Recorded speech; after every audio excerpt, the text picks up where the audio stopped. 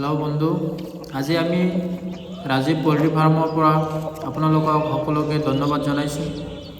আমি আজি আমাৰ গাঁৱৰে এজন শিক্ষিত যুৱকে ৯০ৰ পৰা ১০০টা আঢ়ৈয়াৰৰ মুৰ্গী পুহি কিমান লাভৱান হৈছে তাৰ বিষয়ে আমি অলপ আপোনালোকক জনাম। আজি ২ বছৰমান আগতে এই ফাৰ্মটো ষ্টাৰ্ট কৰে। সি এতিয়া ৯০টা মুৰ্গীৰ পৰা পাৰ ডে ৭০-৬০ কণী পায়।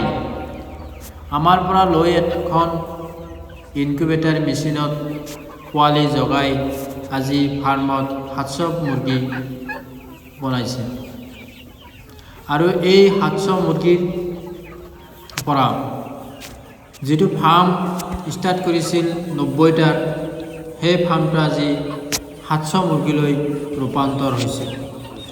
আমি লাভৰ মাজত এইখিনি ক'ব পাৰোঁ, এইখিনি মুৰ্গীৰ পৰা ২ বছৰৰ ভিতৰত কণী বিক্ৰী কৰিছে। তাৰ পিছতো ৭০০ মুৰ্গী, এই ৯০টা মুৰ্গীৰ পৰা যি কণী উৎপাদন হৈছিল, তাৰে পৰা যি মুৰ্গীৰ কণী সৰু ইনকিউবেটাৰ মেচিনত উমনি দি যি পোৱালি ওলাইছিল, সেই পোৱালি দি আজি তাৰ ফাৰ্মত ৭০০ মুৰ্গী হৈ গৈছে। চাওক, এই আঢ়ৈয়াৰ মুৰ্গী কিমান প্ৰফিটেবল এখন বিজনেছ। যদি আপোনালোকে আৰ মুৰ্গী, যিটো লেয়াৰ মুৰ্গী বুলি কওঁ, যদি পুহিব খোজে, তেনেহ'লে আপুনি পুহিব পাৰিব। প্ৰফিট বহুত বেছি প্ৰফিট আছে।